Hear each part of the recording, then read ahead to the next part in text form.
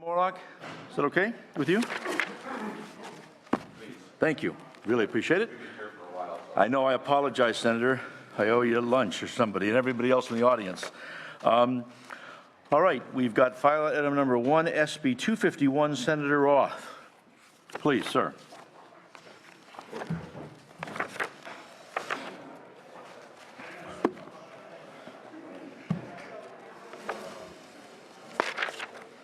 Thank you, Mr. Chair. Privileged to present Senate Bill 251 today. First, let me say I'm pleased to accept the amendments proposed by the committee. Thank you, sir. You know, it's been 25 years since President Bush signed the Federal Americans with Disabilities Act, probably the most sweeping civil rights act since 1964, the Civil Rights Act of 1964. The ADA recognized that a majority of public facilities across the nation, restaurants, movie theaters, stores, were simply inaccessible to the disabled, and the ADA sought to address that problem by generally requiring that access barriers be removed.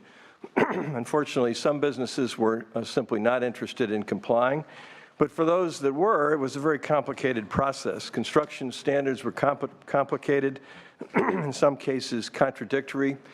Since then, of course, we've made significant efforts to conform standards and make things easier for business, but unfortunately, again, it's still very, very complicated. Over the past 25 years, while state and local government and many of the stakeholders outside this building, and we've spent a lot of time fine-tuning the ADA enforcement process, I call it the stick, under both federal and state law. In my opinion, we've not devoted enough time, money, and attention to educating and training businesses and providing ADA access specialists to help ensure access for all. I used this example yesterday, but it remains true today, and it has been, unfortunately, for some time. If you ask a small business operator who recently received a building inspector's permit to operate if he or she was good to go with regard to ADA access issues, he or she would probably say, of course, I've been inspected. Unfortunately, we know that's not the case. Not only do many local government building departments not inspect to ADA building standards, at least some, if not many inspectors, and I know this from personal experience questioning them, they're confused as to the particular ADA standards to be applied. This is simply not a good situation. So, what does SB 251 do? It attempts to remedy that situation by focusing on education, training, and access to help, and providing some tax incentive to business to fix ADA problems identified. First, it directs the Commission on Disability Access to provide advice and step up the education and training of businesses regarding access standards. 2, it directs the state architect to establish a web-based list of access specialists so that businesses can find help when they need it. 3, it requires local building departments to provide educational material about ADA access requirements and to expedite the issuance of building permits to correct access issues identified. It provides a tax credit incentive, and we'll get into that in more detail in a second, to help businesses eliminate ADA access barriers. And it allows businesses a short opportunity to correct ADA issues, but only after the businesses have committed time and money to fixing the problems before any lawsuit or claim arises. Now, since this is governance and finance, with respect to the tax credit. As you well know, there's a current federal disabled access tax credit against federal taxes for businesses with annual gross receipts of less than 1 million or fewer than 30 employees. The credit is 50% of the difference between the allowable expenses and $250. The allowable expenses $10,250 and $250. So that results in an allowable expense base of $10,000 against which the 50% applies. So, Interrupt you for a second, Senator, to establish a quorum. Secretary, please call the roll. Hertzberg. Here. Hertzberg present. Nguyen. Bell. Here. Bell present. Hernandez. Hernandez present. Lara. Morlock. Morlock present. Pavley. You have a quorum. Quorum is established. We need to convene. Thank you. Proceed, Senator. thank you, Mr. Chair. So in essence, on the federal side, the maximum tax credit is $5,000. On the state side today, California has a tax credit that is 50% of the qualified access improvement expenses not to exceed $250. So in essence, our tax credit is $150 today. This bill calculates the state credit, the state tax credit, the same way the Internal Revenue Service does. In essence, 50% of the amount of the qualified expenditures between $10,250 and $250. So again, a maximum tax credit for most businesses of $5,000. And if the business is a small business, as that is defined in the context of this disability access statutory framework that we have here in California, so 25 or fewer businesses, the credit is 50% of the difference between $15,250 and $250, or 50% of, in essence, $15,000 for a maximum state tax credit of $7,500 to accomplish these badly needed ADA access repairs. So let's think about that I should add, the tax credit has a sunset, and this tax credit will comply with the requirements set forth in Senate Bill 1335, Senator Leno's bill requiring goals and objectives and performance metrics. So let's think about this in the context of the cost of ADA access repairs. If you remodel your home bathroom, for example, in Sacramento, Home Advisor says that the cost of that remodel will be somewhere between about $5,000 and $20,000. And that's tile and maybe a new sink and maybe a new tub.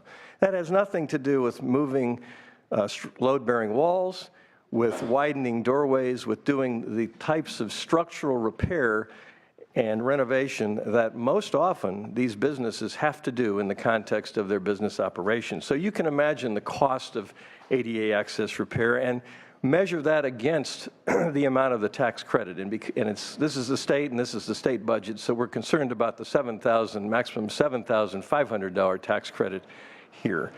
Not a lot of money, really, if we want to incentivize and encourage the kind of repairs that are undoubtedly required across the state of California. So the basic question as a matter of public policy is it worth some loss of tax revenue to the general budget to incentivize business, both large, medium, and small, to clean up these barriers to disability access that have existed and continue to exist throughout the state of California? And in my opinion, I think the answer is yes.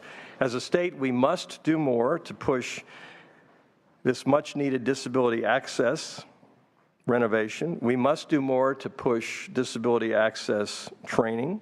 We must do more to increase the number of qualified disability access specialists on the field, boots on the ground, performing much-needed work around the state.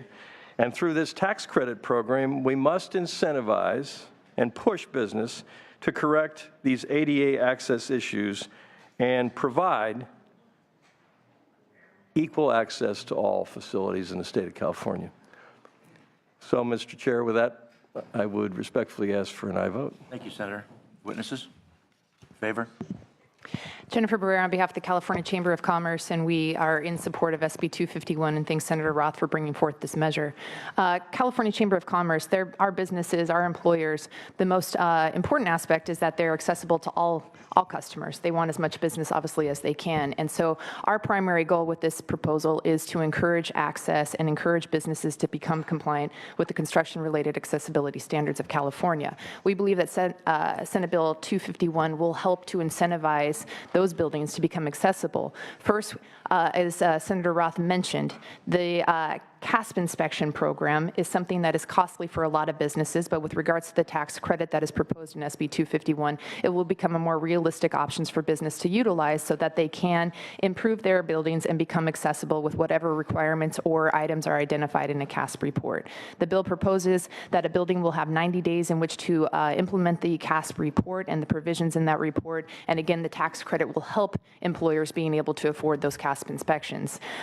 With regards to any revenue that is lost as a result of the tax credit to the state budget, I think that revenue should be considered in light of the small businesses who are currently placed in the position of being threatened to be put out of business financially because they can't afford to defend a lawsuit under the ADA and improve and implement the accessible requirements to make their buildings accessible. So I think that needs to be considered in light of the cost to the state budget for the tax credit of the revenue we lose when small businesses are forced to shut down, which has happened.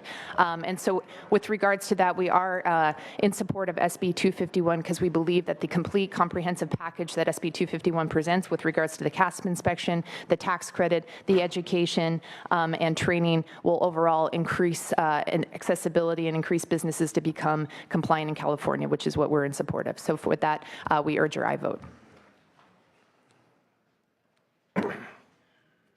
Well, good morning. I'm Nancy Peverini on behalf of the Consumer Attorneys of California, speaking as a co-sponsor of Senate Bill 251.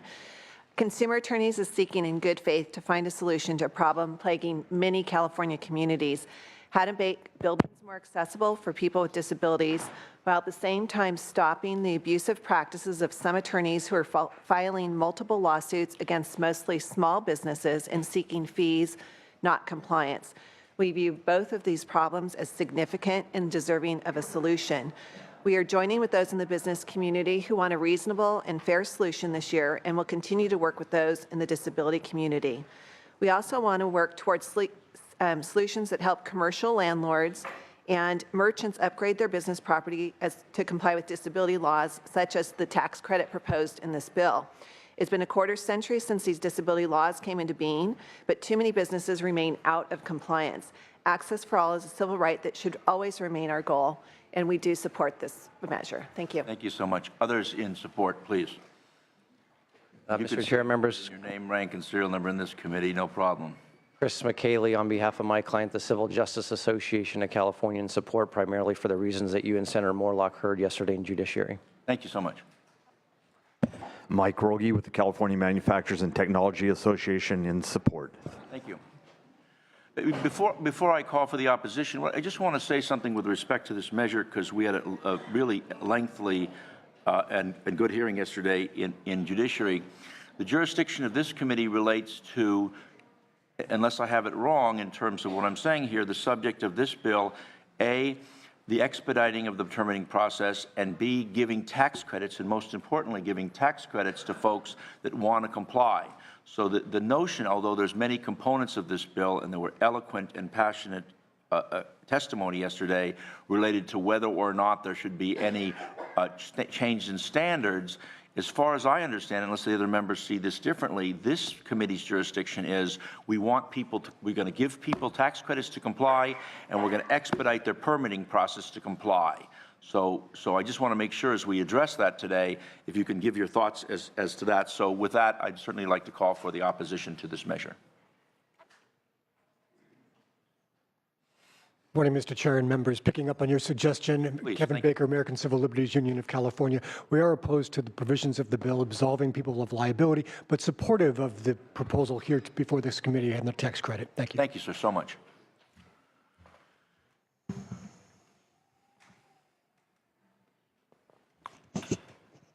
Margaret Johnson, Disability Rights California, and we are opposed to the bill for the minor matters and the 90-day fix. But for purposes of this committee, we do support the tax credits. We're a little confused by the expedited review of the plans, so I might encourage you to look at how that's going to work. And we also thought about that. Can you help us a little bit more? I mean, you're a pretty learned person on this. What's your thinking on that? Well, I was just puzzled by how that works. I don't really understand how approval of plans works. So if you're expediting it, does that mean just one day sooner than you would have done it anyway? That doesn't necessarily mean it's approved. It just means it's reviewed. Or too quick of a review, yeah. Right. So I'm just a little confused by that. I'm not opposed to it, but just think that needs a little more thought into it. And plus, you have many jurisdictions with many different building departments. They might all interpret that quite differently, I would think. And then, of course, we support better education for businesses. So we support those things in the bill. Very good. Thank you so much. Appreciate it. You did a great job yesterday, by the way. Thank you. Excellent. Really articulate.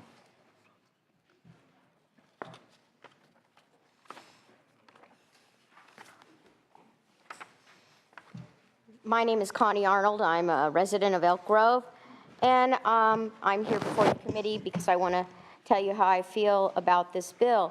I want to thank Senator Roth for trying to balance the interests of business, but the notice to cure provision and the liability, it will seriously and negatively impact the lives of persons with disabilities, and also it won't achieve its goal of protecting small businesses from unnecessary litigation.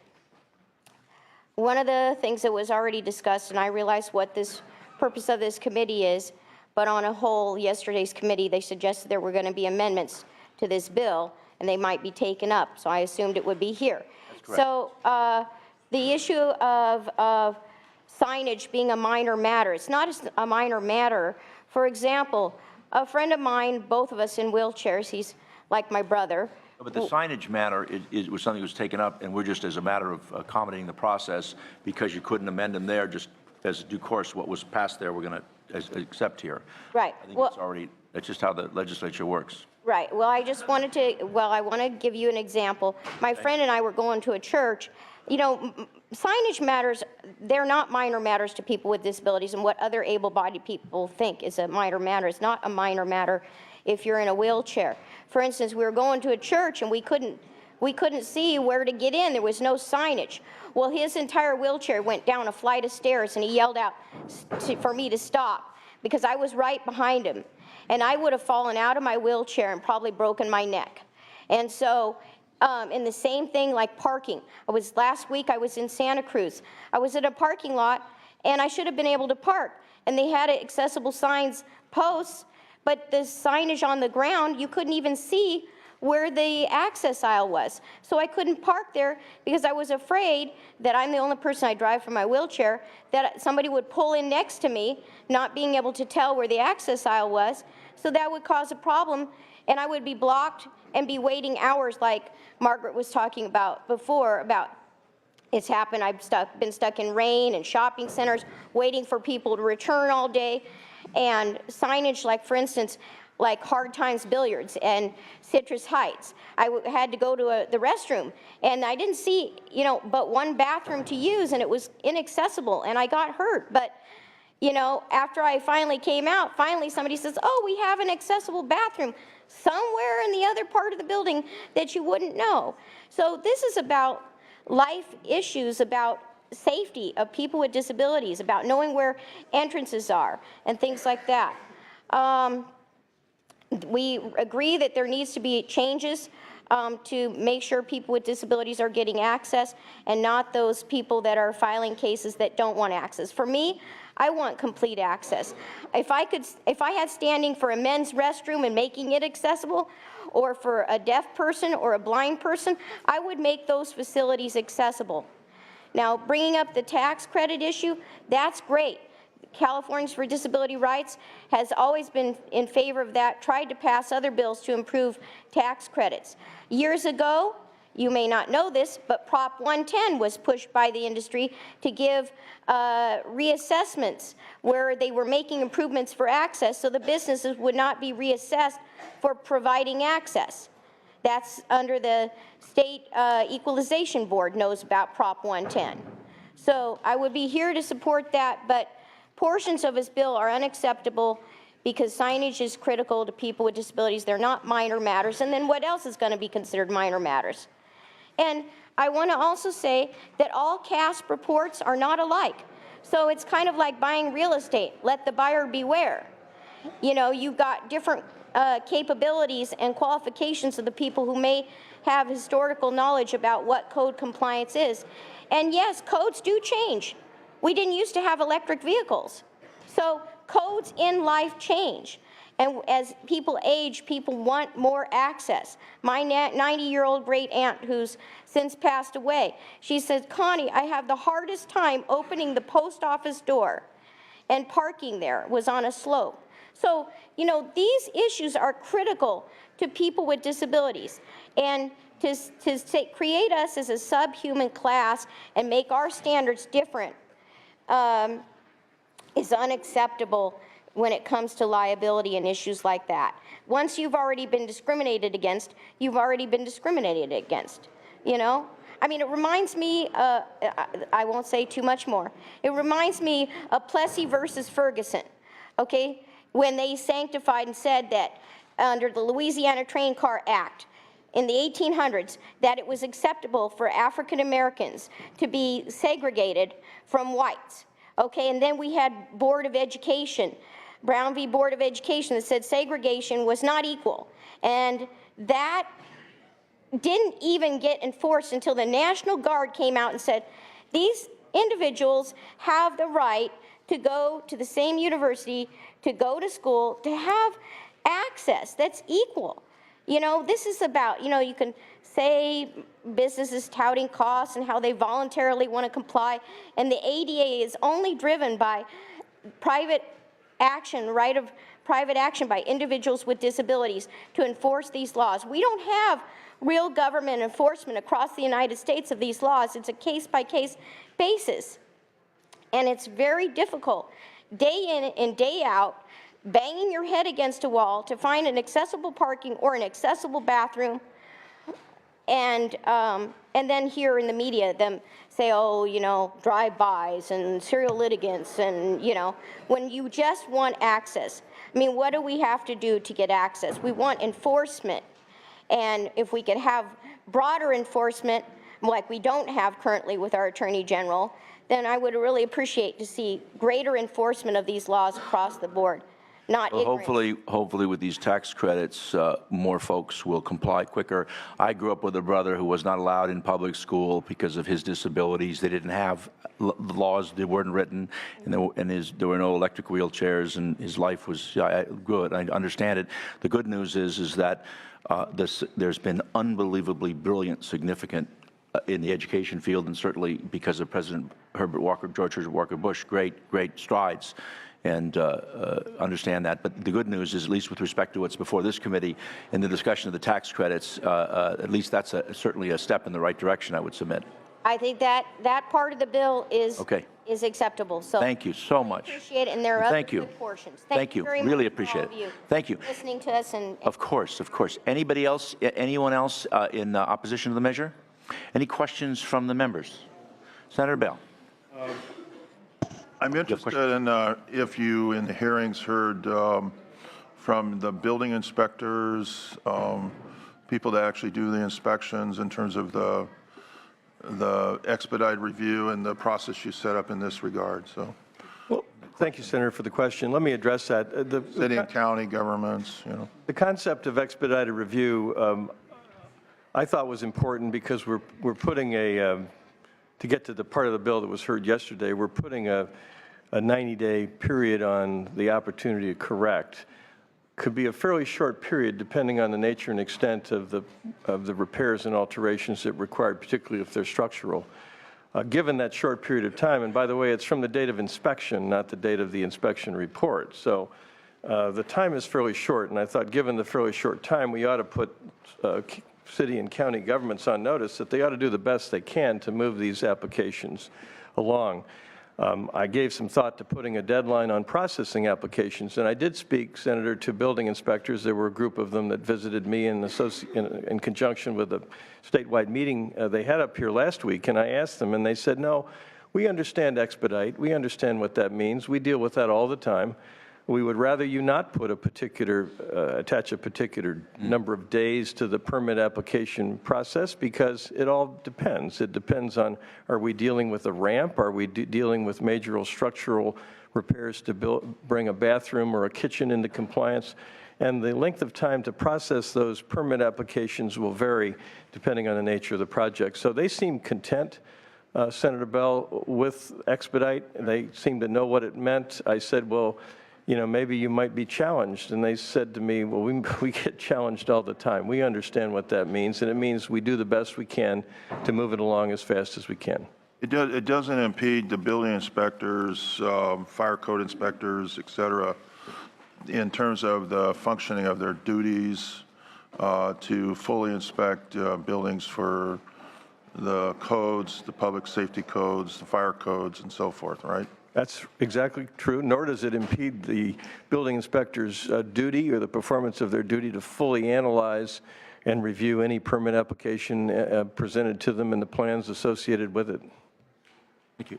Senator Morlock, you had a question? Thank you, Mr. Chair. We discussed this, you and I had this before us yesterday at Judiciary, and so having been a partner in a CPA firm and spent almost 2 decades of tax seasons preparing returns, I just sort of reacted and just wanted to share my thoughts. One is that this is I love this bill. I mean, everything is great about this bill.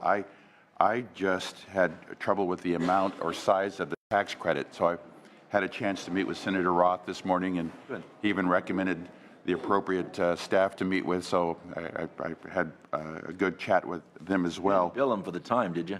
I do keep a time, and I will bill by the unit. So where I'm having difficulty is not an overall plan on what we're doing with tax credits. This is a very generous tax credit, which is why I would think anybody in the world would support this bill.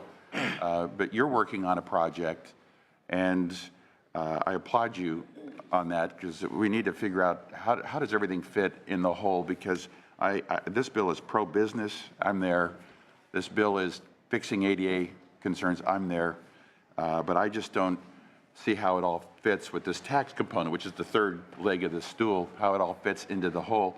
I want to give businesses as much as possible to make it a more pro-business state, but I also want to balance a budget and pay down debts and attack pension liabilities and build roads and take care of the homeless and the poor. So I'm trying to find that balance, Mr. Chair. So I'll be supportive of the bill, but I would love to maybe sit down with you sometime, see what you're thinking and what kind of committee you're putting together. I'd love to just follow that. So thank you, Mr. Chair. Thank you, Senator Roth. Anything else? Senator Pavlik. Just a question, and it's not relevant probably to the jurisdiction of this committee, but the last speaker spent quite a bit of time on the signage issue. Is that relevant to this? We did that in Judiciary yesterday. That was addressed. Yes, that was addressed very thoroughly yesterday. And I could understand the frustration. Yeah, no, of course. On that. All right. Thank you for that clarification. Further? Do you have a motion? Oh, I'm sorry. You want to close, Senator? Well, thank you, Mr. Chair. I just want to commit to you and to the members of this committee that I am fully, I pledge to fully comply with the nature and extent and spirit of Senator Leno's bill, requiring goals and objectives and performance metrics for these tax credits. We set a sunset for a reason, but I think beyond the sunset, I think it's incumbent on all of us to make sure that the tax credit incentives are productive and that they produce the results intended. And what we're doing and have done to date and in the past obviously is not working in terms of getting business to comply and to provide access to people who are absolutely entitled to full access to public facilities. And I think we need to measure this tax credit, and if it works, fine, and if it doesn't work, make an adjustment or eliminate it, and I'm committed to doing that, and I commit to you, sir. So I respectfully ask for an aye vote. Thank you, sir. I think Senator Leno's measure is very smart. It certainly leads in the direction Senator Morlock's talking about. Do we have a motion on this? So moved by Senator Pavlik. Secretary, call the roll. Hertzberg. Aye. Hertzberg, aye. Wynn. Aye. Wynn, aye. Bell. Aye. Bell, aye. Hernandez. Hernandez, aye. Laura. Laura, aye. Morlock. Morlock, aye. Pavlik. Pavlik, aye. 7-0. And for clarification, Senator Pavlik, that was two passes amended to appropriations, correct? Thank you very much. Thank you, Senator. Thank you, Mr. Chair, members. Thank you. Next up is Senator Allen, SB 434. And just as a point of personal privilege, I'd like to compliment your staff yesterday on presenting a measure in the Judiciary Committee. He did a very good job. Yes. Thank you, Senator. And I appreciated Zach for doing that. So this is SB 434. Wait a second, with the doors closed. Come on. So this is SB 434 that has to do with, Well, wait.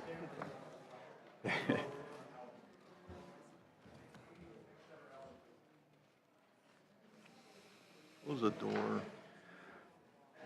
Who's that?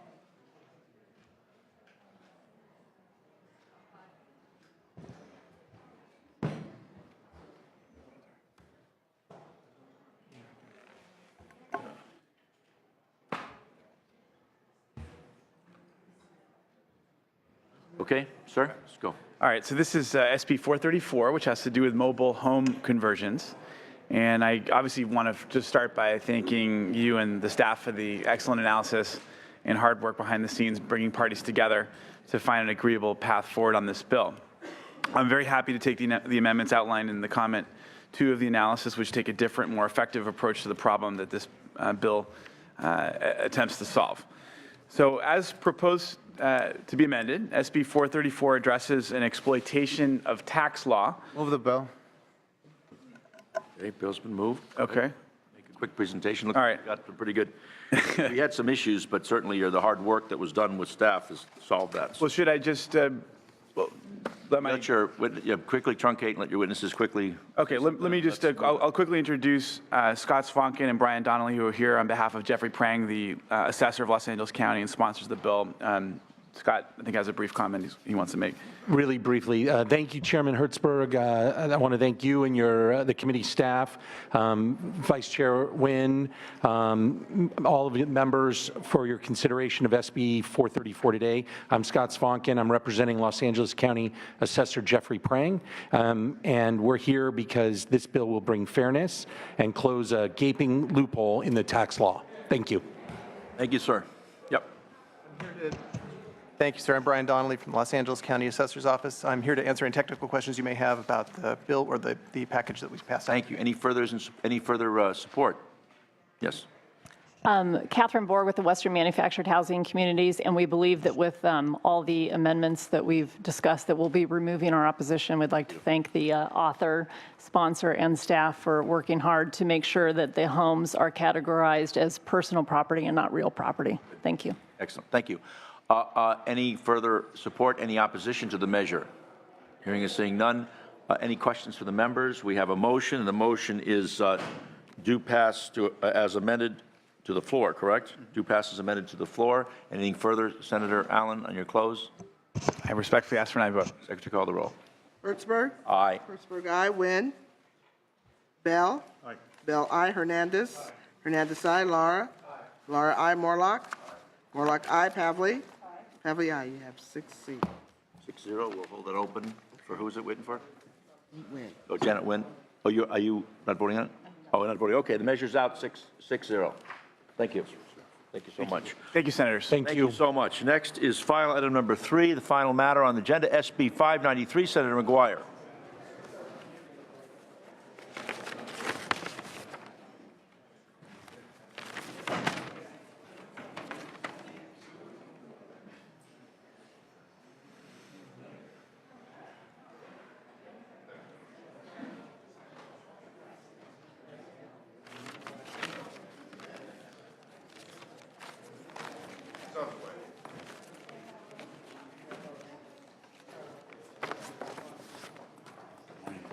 Thank you.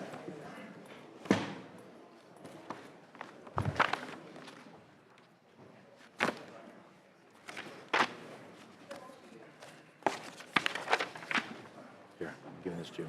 I have one thing left.